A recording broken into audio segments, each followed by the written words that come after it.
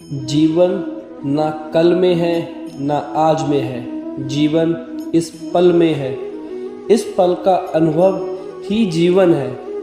हम दुनिया से कभी शांति नहीं पा सकते जब तक हम खुद अंदर से शांत ना हो। मनुष्य को मोह माया में पड़कर अपने कर्तव्यों को नहीं भूलना चाहिए। मनुष्य की इच्छाएं अनंत हैं। यदि इच्छाएं पूरी नहीं होती हैं तो क्रोध बढ़ता है और इच्छा पूरी होती है तो लोभ बढ़ता है। इसीलिए जीवन की हर स्थिति में धैर्य बनाए रखें तथा इच्छाएं सीमित रखें। अगर तुम अपना कल्याण चाहते हो तो सभी उपदेशों, सभी धर्मों को छोड़कर मेरी शरण में आ जाओ।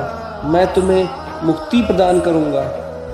कर्मयोगी अपने मन और बुद्धि की शक्ति के लिए ही अपने शरीर, मन, बुद्धि और इंद्रियों के साथ आसक्ति रहित होकर कर्म करते हैं। हे अर्जुन, मैं सर्वज्ञ हूँ। मैं इस सृष्टि का रचनाकार हूँ।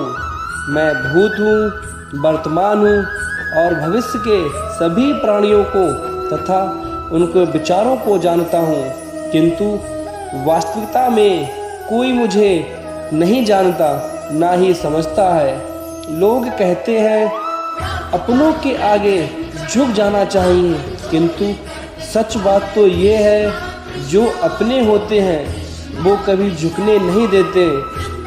परिवर्तन ही इस संसार का नियम है। ये प्रकृति है जो सभी गतियों का कारण बनती है।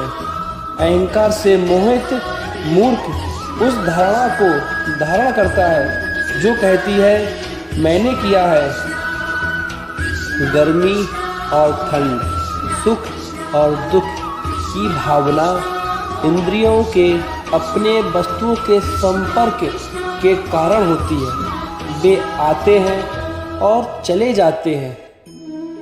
आपको उन्हें स्वीकार करना चाहिए।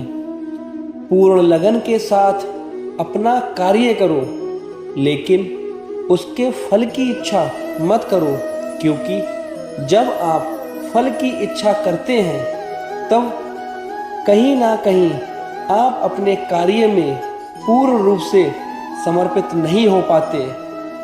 गति के लिए चरणों पर ध्यान देना आवश्यक नहीं है, किंतु प्रगति के लिए सदैव आचरण पर ध्यान देना चाहिए।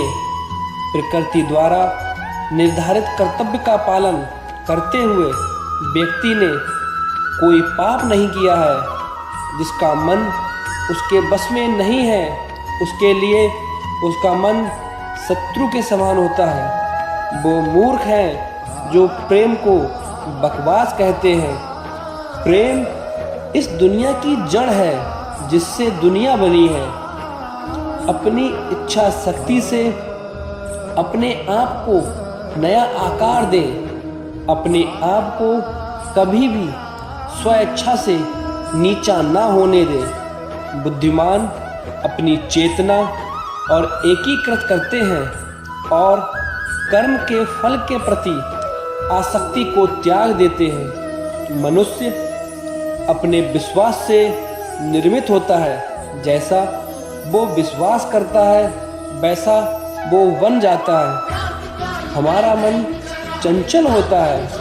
यह इधर उधर भागता है और किसी भी कार्य की एकाग्रता का दुश्मन है।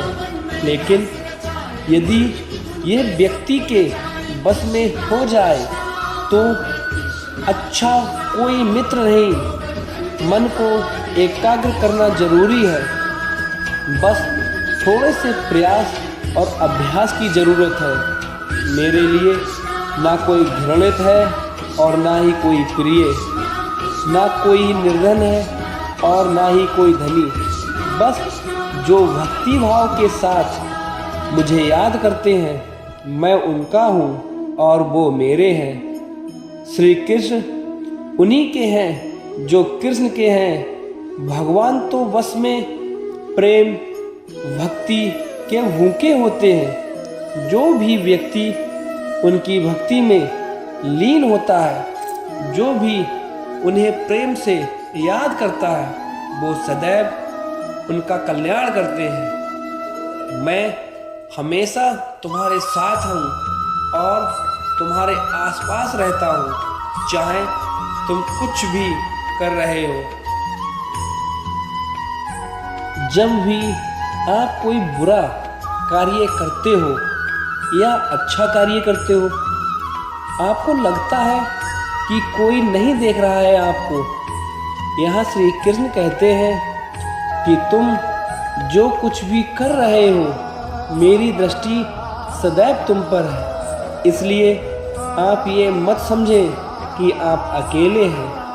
आपके साथ श्री कृष्ण सदैव है। जीवन में आधे दुख इस वजह से आते हैं क्योंकि हमने उनसे आशाएं रखी जिनसे हमें नहीं रखनी चाहिए थी।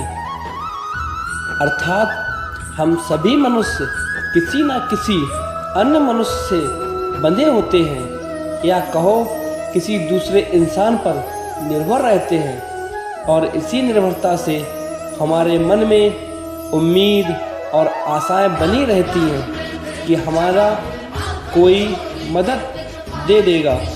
परंतु कई बार हम गलत इंसान से आशाएं या फिर उपेक्षा कर लेते हैं, जिसकी वजह से हमें कोई दुख और तकलीफ़ों का सामना करना पड़ता है। हमें ऐसे समय में धैर्य से काम लेना चाहिए। जीवन में समय चाहे जैसा भी हो, परिवार के साथ होना चाहिए। सुख हो तो परिवार के साथ बढ़ जाता है, और दुख हो तो परिवार के साथ बढ़ जाता है। इस संसार में मूर्ख व्यक्ति, अधर्मी, अज्ञानी व नास्तिक प्रकृति का व्यक्ति मेरी शरण स्वीकार नहीं कर सकता। ज्ञानी व्यक्ति को कर्म के प्रति फल की अपेक्षा कर रहे अज्ञानी व्यक्ति के दिमाग को अस्थिर नहीं करना चाहिए।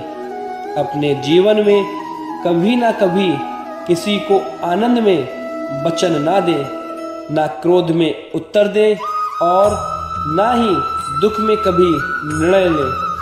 किसी और का काम पूर्णता से करने से कहीं अच्छा है कि अपना काम करे, भले ही उसे अपूर्णता से ही करना पड़े।